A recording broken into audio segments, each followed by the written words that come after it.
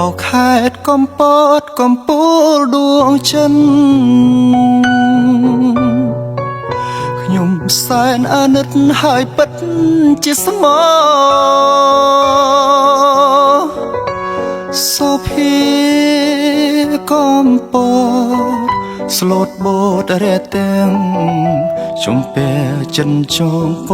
ងស្ម័គ្រគ្មានឡើយអាកាំងត្រជាប្រៀបបានសំដីអងអែលហរតីឲ្យកើតក្តីស្នេហ៍កំពូលកំពតនៅឥតកែប្រែគុណយូរត់តែឲ្យស្នេហ៍ជាប់ចិនបើឃ្លាតទាំងស្រមៃឲ្យក្តីអាល័យទងភ័យផ្ដេកផ្ដិតគឺជារឿងកម្មប្រចាំជីវិតកំព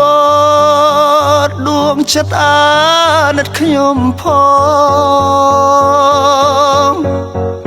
កំពតពោពេញលលែងឡើងថ្មី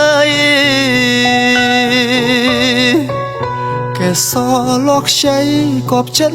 ដាបងថ្ងៃណានឹងបានប្រានបីត្រកងកំពតរៀមសងពងជានិរន្តរ៍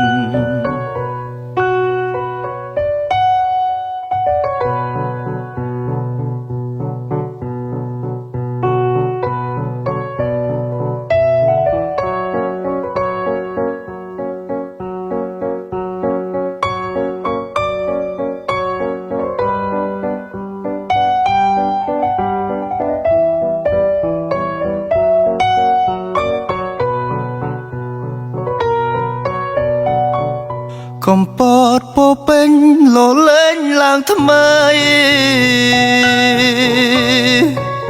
កែសលោកខ្ចីគប់ចិនដាបងថ្ងៃណានឹងបានប្រានបីត្រកងកំពតរៀមសងពងជានិរន្តរ៍